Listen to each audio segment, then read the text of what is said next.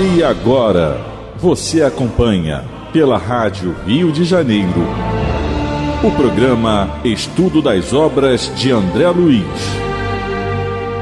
Vamos refletir sobre o livro Nosso Lar. Produção e apresentação, Tereza Cristina e Marco Antônio. Olá, caros ouvintes da Rádio Rio de Janeiro. Estamos aqui para começar o nosso estudo do livro Nosso Lar, que foi psicografado por Francisco Cândido Xavier, pelo espírito André Luiz. Amigos ouvintes da Rádio Rio de Janeiro, a emissora da Fraternidade, novamente aqui com a permissão de Jesus e dos bons espíritos, a fim de darmos continuidade ao estudo da vida no mundo espiritual através da obra Nosso Lar. Nós continuamos no capítulo 27, em que André Luiz vai iniciar o seu trabalho. É o setor que ele vai iniciar o trabalho, né? O título do capítulo é o trabalho, enfim. E eles estão já na presença de um enfermo, que é o Ribeiro, e esse Ribeiro se encontra totalmente desequilibrado, e a que recebe o André Luiz, a funcionária lá do setor, ela dá um passe no Ribeiro, ela explica que deu um passe a ele, e nós nos atemos explicando a questão do passe também. E por último, ela comenta sobre a bagagem de preocupação que vai ser dada à família. Na questão da sintonia espiritual, nós comentamos sobre isso também, né? E aí nós estamos agora no parágrafo 15º. No 15º, né? Isso. Fixei, né? É isso. Começa aí. Aí ela continua explicando, o André Luiz, depois da explicação dela, o André Luiz vai falar. Fixei o doente procurando identificar-lhe a expressão íntima, verificando a legítima expressão de um dementado. É bom te dar uma paradinha aqui só para observar. O André Luiz está desencarnado e o doente também. Então ele está fixando e verificando a expressão íntima dele, a expressão real, que é o que não acontece conosco com a maioria de nós, porque nós temos a nossa máscara que nós colocamos que engana nós mesmos, muitas vezes, na maioria das vezes, muitas vezes não, na grande maioria das vezes. E essa máscara que nos atrapalha a nós nos conhecermos. Então o autoconhecimento é atrapalhado por nós, que é a nossa finalidade. O autoconhecimento é a grande finalidade nossa aqui, de nós nos conhecermos melhor. O que não acontece com os espíritos, para a gente observar isso. É um detalhe muito importante. Por quê? O nosso comportamento mental ele está sendo visto a todo momento pelos espíritos. Eu estou sorrindo para a Tereza, mas por dentro estou aqui com raiva, falando isso, falando aquilo. Os espíritos estão vendo. Isso é visto por ele, é o comportamento íntimo, tanto pelos bons como pelos outros equivocados também. Então é um detalhe que a gente tem que observar, que ele fala aqui, identificando a expressão íntima. Quer comentar alguma coisa, Tereza? Esse trechinho? Não, termina que depois então tá, ele continua. Ele chamara Tobias, aí dizendo que o Ribeiro chamou o Tobias como a criança que conhece o benfeitor, mas acusava profundo alheamento de quanto se dizia a seu respeito. Então nós estamos vendo um Ribeiro desequilibrado, coitado. Ela já tinha dito antes que ele saiu correndo, gritando, numa determinada hora, pelos corredores lá da enfermaria, totalmente desequilibrado. E aí o André Luiz está fixando nele, e aí dizendo que ele chamou o Tobias como uma criança que conhece o benfeitor, tal desequilíbrio dele. E no fundo, como ele citou antes, que ele fixou o íntimo dele, a expressão íntima, no fundo é aquilo que nós somos, nos nossos desequilíbrios. Aquela criança perdida, atormentada, que precisa de ajuda, mas é necessário que nós procuremos a ajuda. No Evangelho segundo o Espiritismo, no capítulo 8, Bem-aventurados os que têm puro coração, no item 19, Allan Kardec coloca a mensagem de um espírito protetor, dizendo assim: Deixai venham a mim as criancinhas, pois tenho leite que fortalece os fracos. Deixai venham a mim todos os que, tímidos e débeis, necessitam de amparo e consolação. Deixai venham a mim para que eu os esclareça. Deixai venham a mim todos os que sofrem, a multidão dos aflitos e dos infortunados. Eu lhes ensinarei o grande remédio que suaviza os males da vida e lhes revelarei o segredo da cura das feridas. Então esse Espírito protetor está dizendo assim, que é para nós irmos a Jesus através dos bons espíritos, é claro, que sempre estão nos querendo bem, que é o caso do Ribeiro, que procura o quê? O socorro, está procurando o Tobias, ele está desequilibrado. Ele não consegue se desatar no pensamento da família que ele ficou, porque ele não treinou isso antes, que é a maioria do nosso comportamento, somos quase todos nós, né? Isso, e Kardec, no Livro dos Espíritos, na pergunta 163, 164, 165, ele vai fazer essa pergunta aos espíritos após ter percebido que muitos espíritos que se comunicavam estavam totalmente alienados. Então, na pergunta 163, ele fala assim: a alma, ao deixar o corpo, tem imediatamente consciência de si mesmo? Resposta: conhecimento, ciência imediata, não. Ela passa algum tempo num estado de perturbação.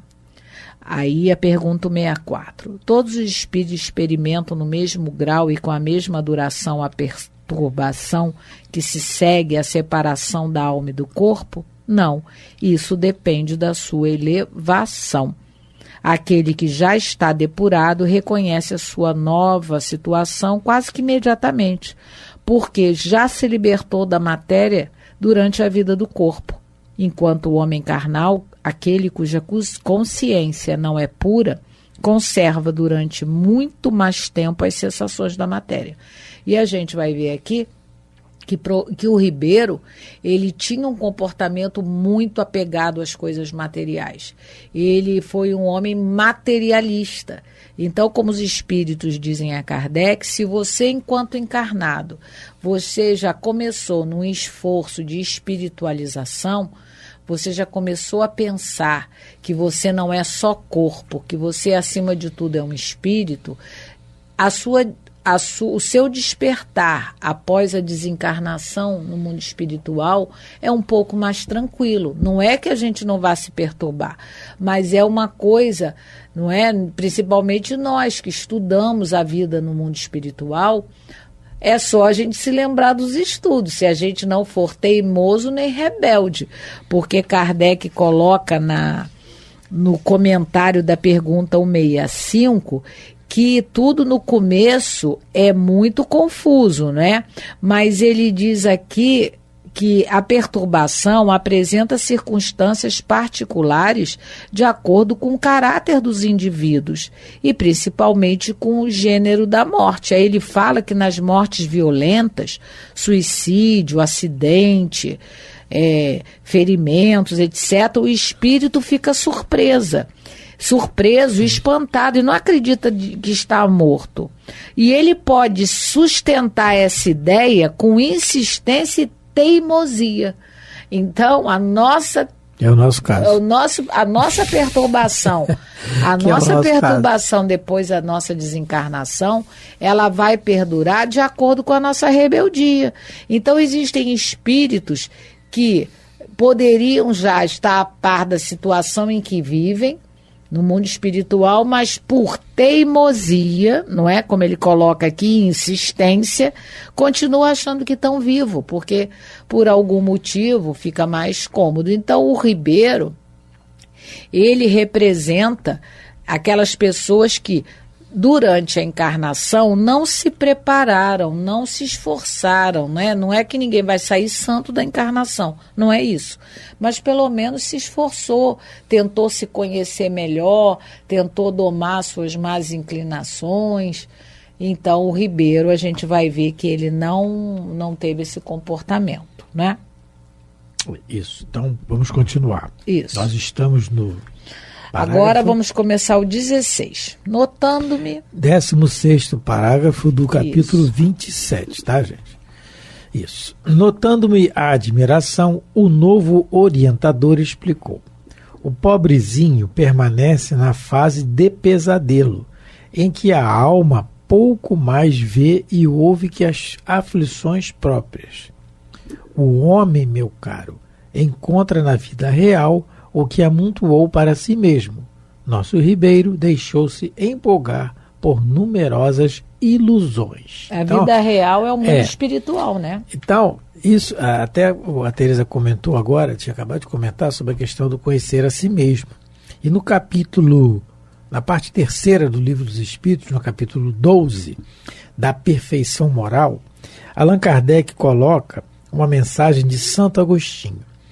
E nessa mensagem, lá no final dela, ele diz assim: o conhecimento de si mesmo é, portanto, a chave do progresso individual. Mas direis, como há de alguém julgar-se a si mesmo?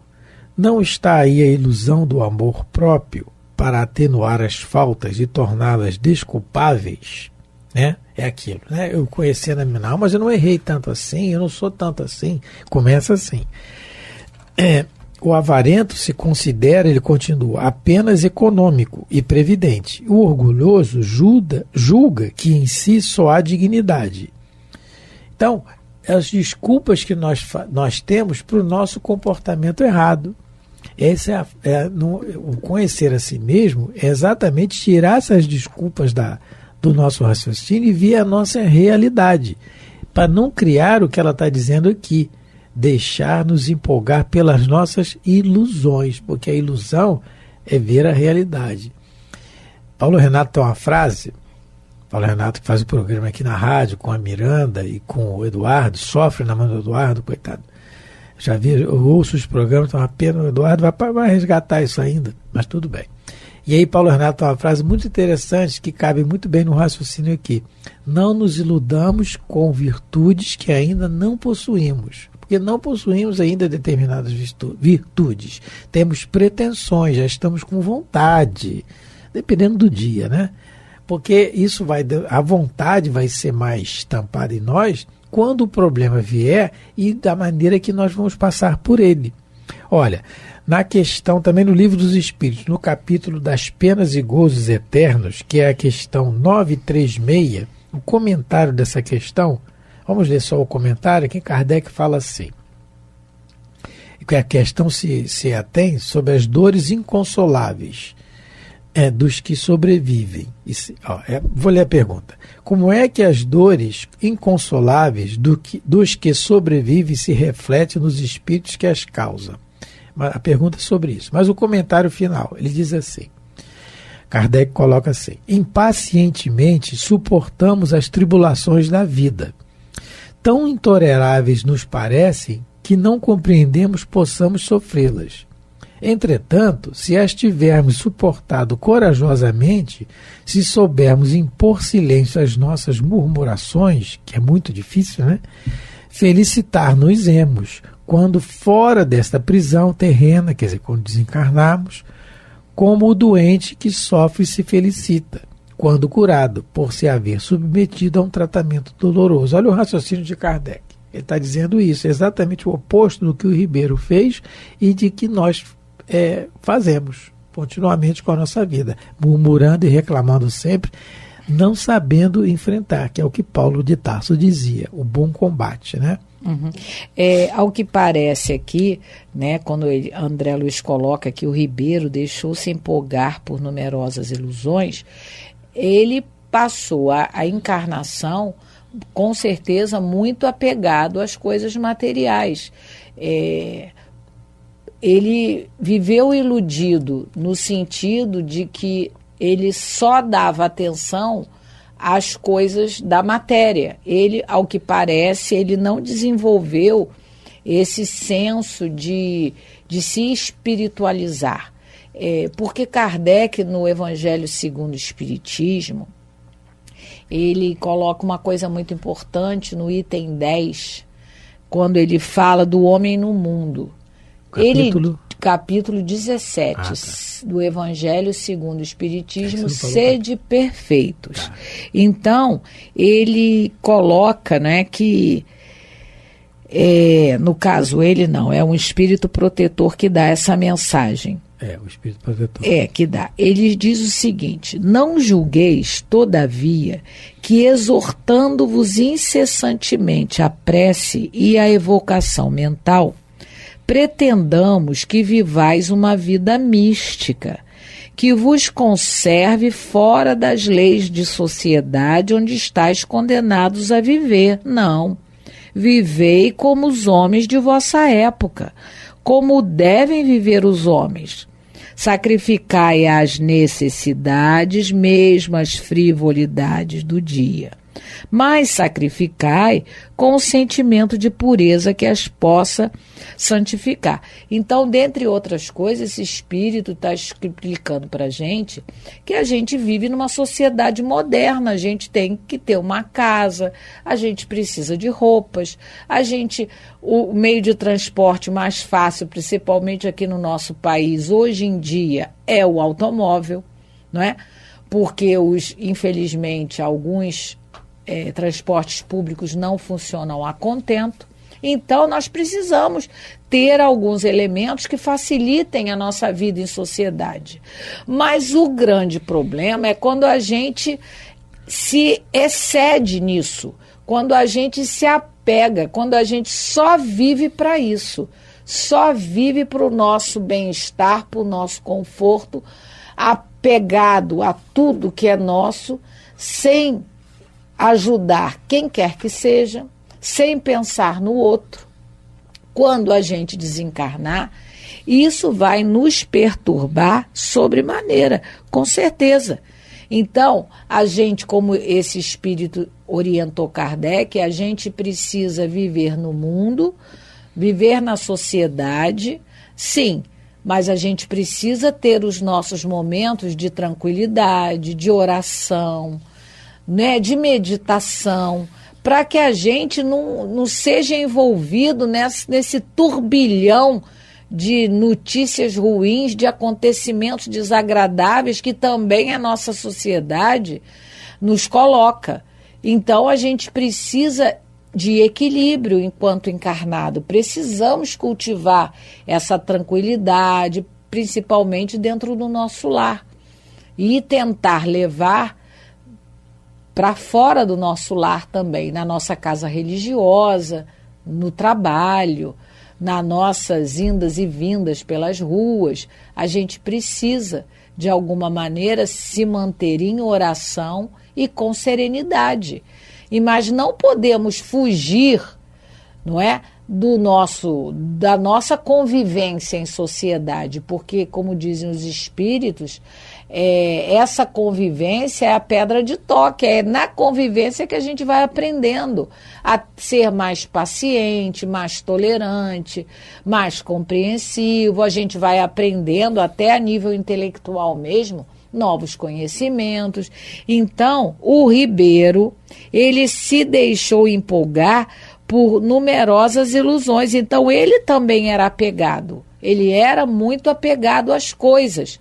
Os filhos, criados por ele, também apegados ao pai, não se conformavam, né? A gente vai ver aqui que a preocupação dos filhos também era também com relação às coisas materiais. Então, é um alerta para nós que daqui a pouco teremos que voltar, como o André Luiz coloca, vida real, que é a vida espiritual, que é a pré-existente, né? E que vai sobreviver, mesmo que a Terra um dia desapareça, o mundo espiritual continua, porque é o verdadeiro.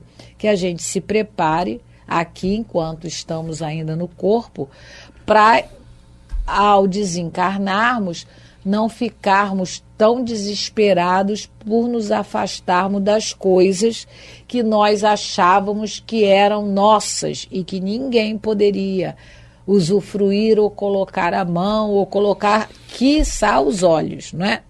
E na pergunta de número 1004 do Livro dos Espíritos, Allan Kardec diz assim, que é do capítulo das penas e gozos futuros, em que se baseia a duração do sofrimento do espírito culpado.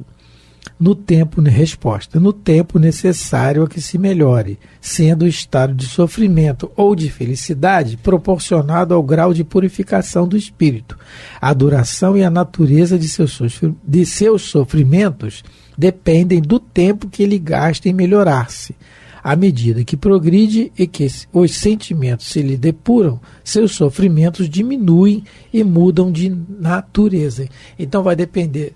A melhora do Ribeiro vai depender do Ribeiro. Único, exclusivamente dele. O amparo ele vai ter, como nós temos. O amparo ele vai ter sempre a ajuda, mas vai depender único, exclusivamente do esforço dele, né? Isso. Então, parágrafo 18. 18. Então, continuando. Eu quis indagar da origem dos seus padecimentos. Aí o André Luiz é aquele, né? É repórter, né?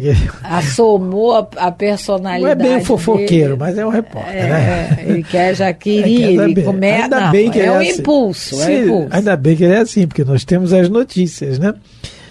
Eu quis indagar da origem dos seus padecimentos, conhecer-lhes a procedência e o histórico da situação. Queria saber a vida do Ribeiro toda. Isso. Entretanto, recordei as criteriosas ponderações da mãe de Lísias relativas à curiosidade e calei, que ele vai fazer isso mais adiante, nós vamos ler naquela situação da senhora que tinha escravos enquanto encarnada.